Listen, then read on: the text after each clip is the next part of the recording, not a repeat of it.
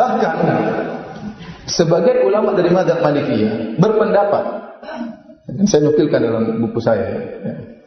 Kalau ternyata ada, ini pendapat sebagian ulama Malikiyah, kalau seorang muslim punya dua orang tua kafir, dan kedua orang tua kafir ini ternyata minta diantar ke gereja,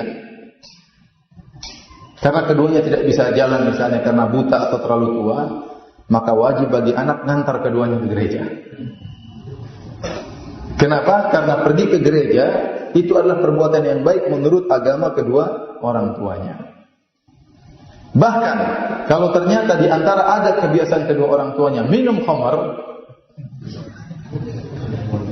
kemudian kedua orang tuanya minta dibelikan khamar, belikan. Ini kata pendapat sebagian ulama apa? Malikiyah. Ya, pendapat ulama. Oleh karenanya Thahir bin Ashur juga berkata, qala fuqahauna, kata dia berkata para ulama kami dari mazhab Malikiyah, idza anfaqa al-waladu ala abawayhi al-kafirain al-faqirain, kalau seorang anak memberi nafkah kepada kedua orang tuanya yang kafir, yang miskin, wa kana adatuhuma syurbal khamr, dan kebiasaan kedua orang tuanya minum khamar, ishtara lahum al-khamr, maka belikan khamar buat kedua orang tuanya. Ini pendapat tapi saya tidak setuju. Saya menyampaikan pendapat ini untuk menjelaskan bahwasanya begitu para ulama membahas tentang pentingnya berbakti kepada kedua orang tua, bahkan sebagian ulama berpendapat meskipun mereka nyuruh beli khamar, belikan. Saking pentingnya berbakti kepada kedua orang tua. Mereka punya dalil tentunya. Dalilnya apa? Saya sebutkan halaman 160 tentang kisah Umar bin Khattab radhiyallahu anhu dengan Nabi SAW. Ya, bahwasanya Umar melihat ada kain sutra yang dijual di depan masjid. Maka Umar mengatakan kepada Nabi, "Wahai Rasulullah, bagaimana kalau Anda beli kain sutra ini, lalu engkau memakai baju sutra ini pada hari Jumat untuk berhias pada hari Jumat, kemudian untuk menerima tamu, Ini kata para ulama dalil bahwasanya seorang hari Jumat berusaha memakai pakaian yang terbagus. Kemudian juga kalau melayani tamu juga dengan pakaian yang rapi. Jangan melayani tamu kemudian pakai kaos dalam kelihatan ketek, silakan masuk. Karena Umar memberi ide, wahai Rasulullah, belilah pakaian yang bagus dari sutra ini untuk dipakai hari Jumat dan untuk menemui tamu. Kalau tamu-tamu datang kepadamu, maka Rasulullah SAW berkata, inna ma yalbasu hadhihi man la khalaqa lahu fil akhirah. Yang boleh pakai baju sutra ini hanyalah orang-orang kafir.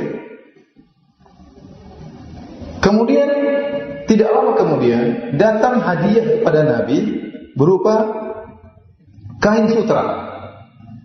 Maka Rasulullah SAW memberikan kain sutra tersebut kepada Umar bin Khattab radhiyallahu taala anhu. Dari banyak kain sutra, baju-baju sutra diambil satunya dikasihkan kepada Umar sebagai hadiah.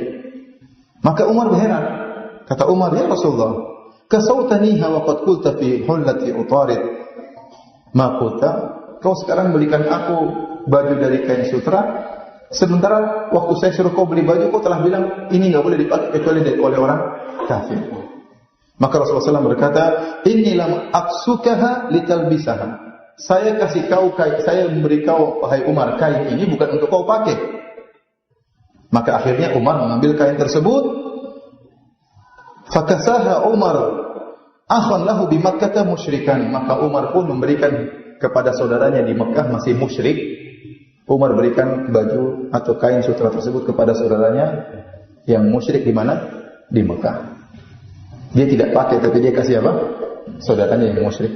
Dari dalil ini, ya, ini hadis riwayat Bukhari. Maka sebenarnya berpendapat kalau begitu kain sutra kan boleh dipakai sama orang kafir.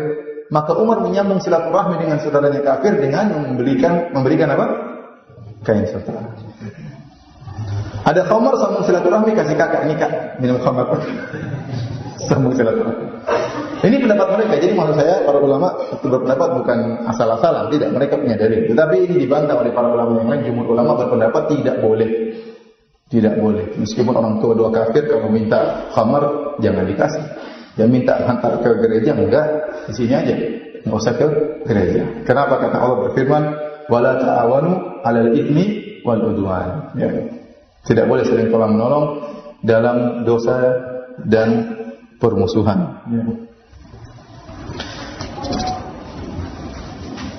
Baik. Kesimpulannya, jika orang tua kafir saja wajib untuk kita sambung silaturahmi, bagaimana lagi dengan yang fasik? Orang tua mungkin tidak sholat, mungkin minum khamar, tetap aja kita harus baik sama dia. Jangan kita cari alasan, orang tua saya tukang minum khamar, Ustaz saya tidak membuat baik sama dia. Enggak. Yang kafir saja Anda disuruh berbuat baik. Bahkan yang kafir yang maksa Anda untuk musyrik tetap harus berbakti. Apalagi orang tua yang mungkin teler, yang mungkin berzina, yang mungkin tetap aja Anda wajib untuk berbakti kepada orang tua meskipun dia fasik.